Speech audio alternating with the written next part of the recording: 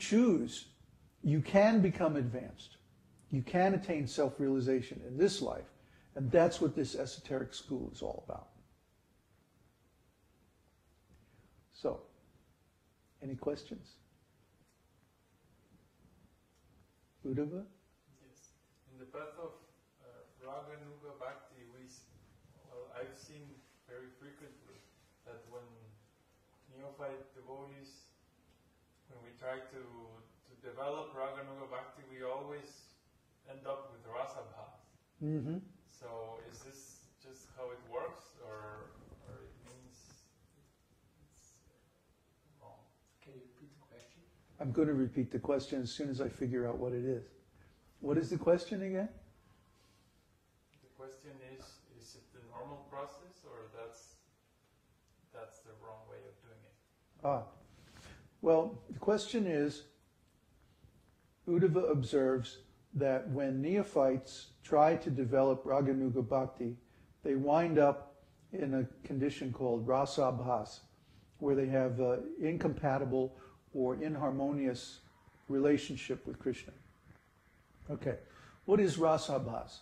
Rasa-bhavas means some relationship that Krishna doesn't enjoy. It's inharmonious, it's incompatible. And this is what material consciousness is. Material consciousness is rasa-bhavas.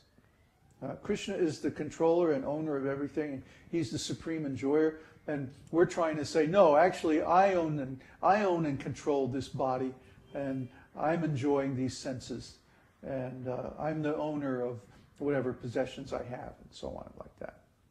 See, this is rasa-bhavas. This is material consciousness. See, why?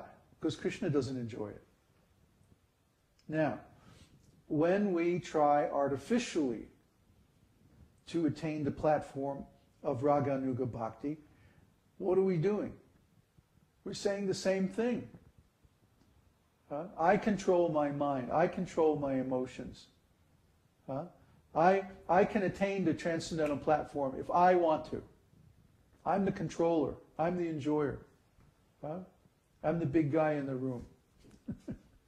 No. No. If we attain the platform of Raganuga Bhakti, we attain it because Krishna allows us to. Because Krishna blesses us. Because our Guru gives us the blessing. We satisfy our Guru, which means we satisfy Krishna. And then Krishna gives us the advancement to come onto the point of Raganuga. Raganuga means spontaneous. So it's not something you can do. What you can do is you can do the methods that lead to Raganuga Bhakti. And what are they? Vaidhi Bhakti, regulated devotional service. Okay. So if you're not on the platform of Raganuga Bhakti, which most people are not, most devotees are not, what do? Continue to perform the process of regulated devotional service until Raganuga Bhakti spontaneously arises in the heart. Okay? What else can you do? So there's no such thing as Raganuga Bhakti with rasa-bhavas while developing ourselves? No, they're mutually exclusive. As soon as there's rasa-bhavas, that means material consciousness, and that can't be Raganuga Bhakti. It could be imitation Raganuga Bhakti. See, but that won't last very long, yeah. A person will fall down very quickly because they're making an offense. See. So if somebody claims artificially to be situated on the platform of Raganuga Bhakti, next thing you know, they're going to be sneaking out to McDonald's, you know. Or some nonsense like that. We see by experience many times someone who claims to be advanced, but they're not advanced. Because they're dishonest, they're creating an offense. And the result of offenses is you fall down. So if someone falls down, then we know they've created an offense. You see, it's all part of one thing. You can't separate it out. You can't try to attain Raganuga Bhakti. No, you can perform the process of sadhana bhakti which begins from Vaidhi Bhakti. And then by performing Vaidhi Bhakti for as long as necessary, you get the desire for spontaneous love. And from that desire, the spontaneous love of Krishna grows. You see? You're doing the rules and regulations day after day after day. Same routine, the same stuff.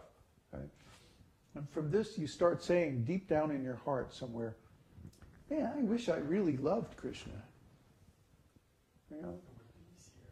It would be easier if I really loved Krishna. I wouldn't have to force myself to do all this stuff.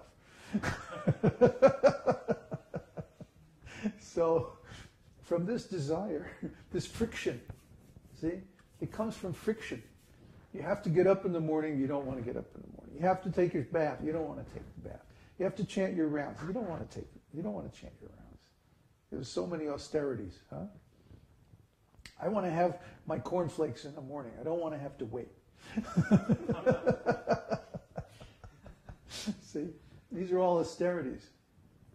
But then we get to the point where after a while we start to like it.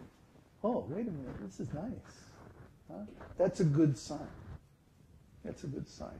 That we like getting up early in the morning. We like chanting our rounds. We like fasting until noon.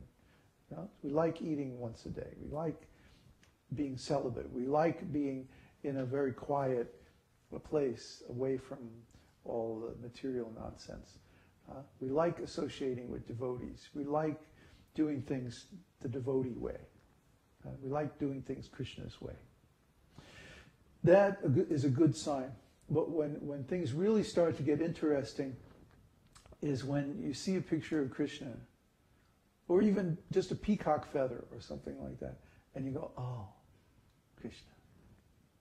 You know, there's this feeling in your heart like, oh. This is impossible to describe. But what it is the beginning of bhava. The beginning of real spontaneous emotion in the heart. If you have that, it means you desired it at some point. The difficult part is to desire that spontaneous love for Krishna. People may desire external things, like to be a big devotee, or a famous devotee, or a leader, or a guru. These are all external designations. Wanting to become a guru does not make you become a guru. The result of that desire is not becoming a guru. The result of that desire is becoming a phony guru. You don't become a guru by wanting to become a guru. You become a guru by wanting to love Krishna. And when you love Krishna, then you're qualified to be a guru. It's interesting, I was just reading an article this morning that was examining this question. There are two qualifications for becoming a guru. One, you have to be self-realized, and two, you have to be ordered by your spiritual master to become one. So really bona fide guru has both of these qualifications. We talked this over some time ago. There are many self-realized souls who don't want to become guru, who don't care for the responsibility and the pressure and difficulty. I'm one of them, actually. But my spiritual master ordered me, so I have to do it. And nobody else is doing it. Well, they're doing the phony guru trip, but they're not doing the real guru trip. So we have to be on the spontaneous platform, really. There's no way you can fake that, and there's no way you can do it by your will. That is faking it. So it's a little bit indirect. The real thing is that we should desire to love Krishna. Then all these other things come. Any more questions? I had a quick question on the bhava of mriti. Yeah. So one of the causes was the physical attack. And I was wondering if the case of Haridas Thakur, where he kind of went into a state which seemed like death. Interesting. Is the same? Yeah, that would be mriti bhava. Yeah. Haridas Thakur, in case you didn't know, he was born in a Muslim family, and the Muslim Sharia law at that time was very strict. So when Haridas was always attracted to the holy name of Krishna, and he actually became the Harinam Acharya, name given by Chaitanya Mahaprabhu, because he was chanting 300,000 names of Krishna every day, which actually takes almost 24 hours to do. So he was hardly sleeping, he was hardly eating, he was just chanting. It was very nice. Anyway, he was caught by the Muslim rulers and sentenced to be beaten in 27 marketplaces. So after 27 they beat with, they use a bamboo rod